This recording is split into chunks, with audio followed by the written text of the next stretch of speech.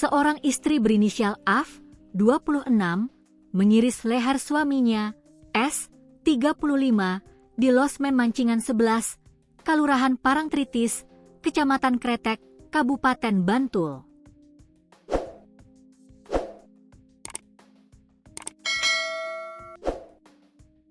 Kasih Humas Polres Bantul Ibtu Rita Hidayanto mengatakan, pelaku nekat melakukan aksi tersebut pada Sabtu, 9 Mei 2026, sekitar pukul 16 waktu Indonesia Barat.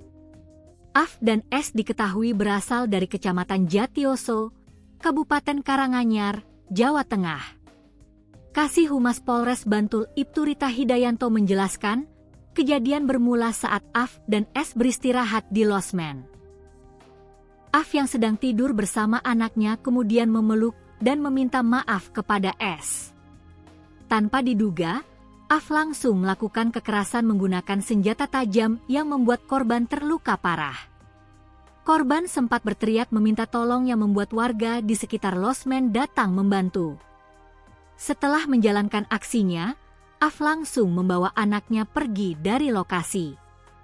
Namun, senjata tajam yang dipakai untuk melukai S ditinggalkan di losmen. Akibat kejadian tersebut korban mengalami luka di bagian leher hingga sobek dan mengeluarkan darah, ujar Rita, dikutip dari Tribun Jogja, Minggu, 10 Mei 2026. Korban juga telah dilarikan ke Rumah Sakit Panembahan Senopati Bantul untuk mendapatkan pertolongan lebih lanjut, tambahnya. Korban kemudian melaporkan peristiwa kekerasan yang dilakukan AF ke Polsek Kretek. Atas laporan tersebut, polisi segera melakukan penyelidikan dan memburu pelaku.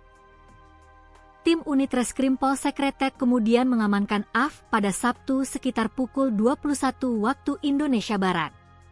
Usai diamankan, pelaku langsung dilakukan pemeriksaan dan dibawa ke Polsek Kretek untuk dilakukan proses hukum lebih lanjut, ujar Rita.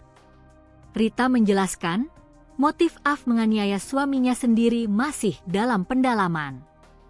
Kasus ini ditangani sebagai tindak pidana kekerasan dalam rumah tangga sesuai Pasal 44 Ayat 2 URI Nomor 23 Tahun 2004 tentang penghapusan kekerasan dalam rumah tangga.